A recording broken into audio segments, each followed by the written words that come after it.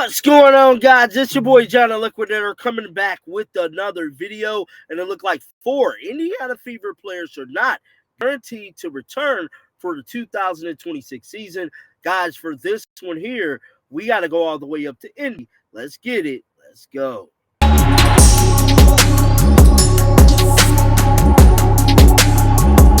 Well, I hope everybody's having a great Saturday, man.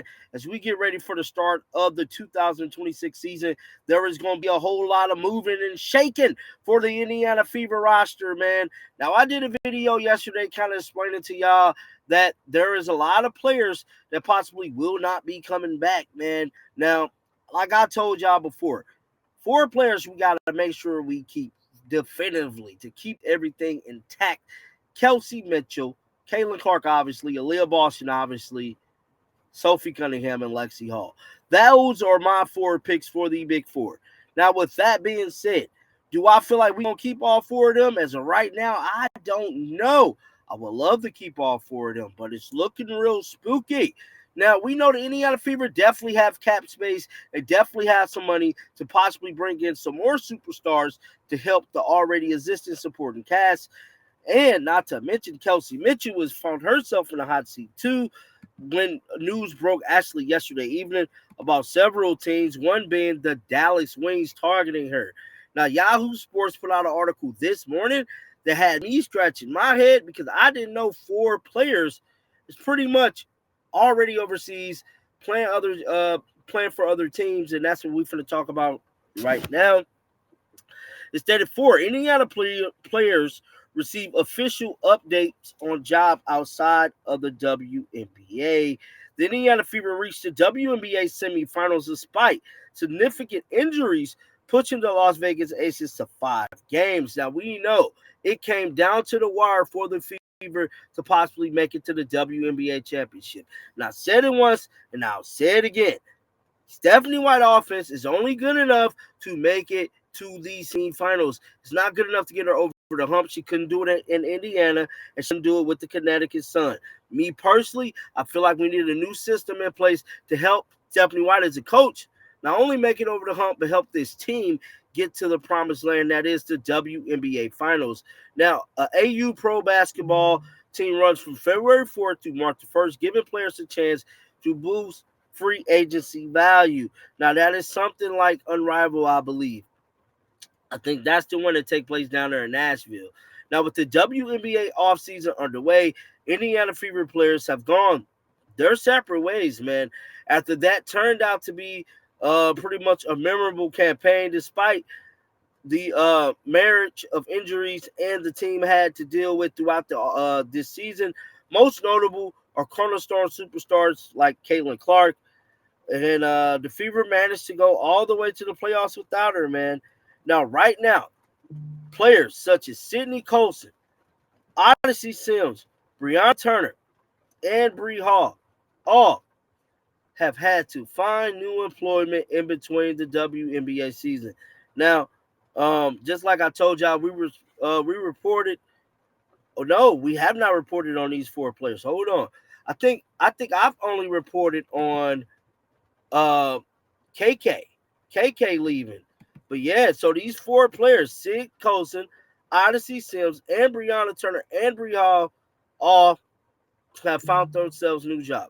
Now, all 4 of the players will be heading to Nashville in the winter for the Athletics Unlimited Pro Basketball League. Now, I believe that is the league that Sydney Colson is kind of over.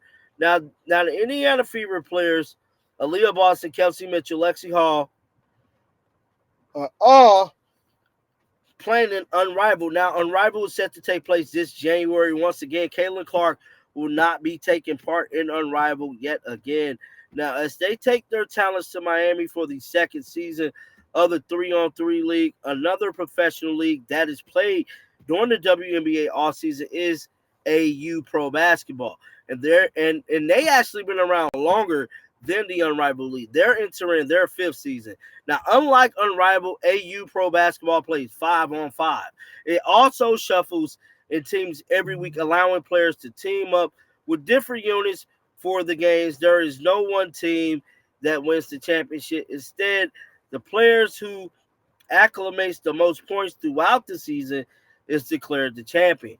So this league right here gives the players a little bit more free range. Now, I actually didn't know that about AU. Now, it goes on to say last season it was Maddie Surgis of the Dallas Wings who was crowned champion with 7,000 points. Sims came in second with 6,595. I believe that's Odyssey Sims. And then in 12 games. And on Friday, the 4 players who have signed up for AU basketball received some official news. The league took to social media to announce the schedule. So this is the schedule here. I think they league kickoff February 4th. 6th, 7th, 11th, February 13th, 14th. I mean, they playing, man. This is down in Nashville. Now, I wouldn't mind going down here actually checking out this league because I like this more than the Unrivaled because it's actually 5-on-5. I can't really get with the 3-on-3 league. Now granted, this here, to my understanding, they don't have like a big media deal like Unrivaled do, but I think they should. Maybe some people need to get on board and invest in this little league. But, to say the least, the article goes on to say Colson, Sims, Turner, and Hall have now made aware of the full schedule for the season, which officially tips off. Now, a total of 24 games will be played in this league across 4 weeks, with the last couple contests taking place on March the 1st.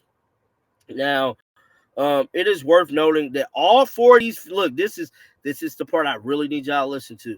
It is worth noting that all 4 of these Fever players are unrestricted free agents. That's Colson, Sims, Turner, and Hall have expired contracts. There is no guarantee they will return to Indiana for the WNBA season, which is set to take place in May. Now, the league is still scheduled to take place in May. Now, we know that they got this CBA thing going on. I believe they're going to get an extension. I don't think it's going to be a lockout. I believe they're going to get an extension of the already existent CBA just so they can have the league take place this upcoming season, and then they'll just negotiate throughout the season. That'll be my prediction. I don't think it's going to be a lockout because, like I stated, the ladies want more money. I reported on this yesterday.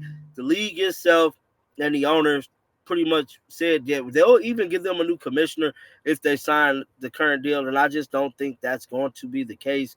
Now, the WNBA free agency opens up on February the 4th, which is just a few days before the AU Pro Basketball. Now, free agency will be at a halt until they figure out this CBA thing.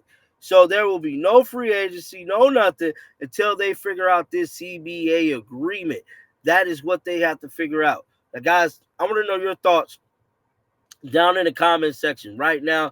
Appreciate you guys rocking out with me. Man, I'm at my son's tournament right now, so that's why I'm not at the studio. But I definitely want to know you guys' thoughts. Keep them bells on. I will be back with another one. And until next time, man, y'all already know. Shake the haters off. I'm out of here, bro. Peace out.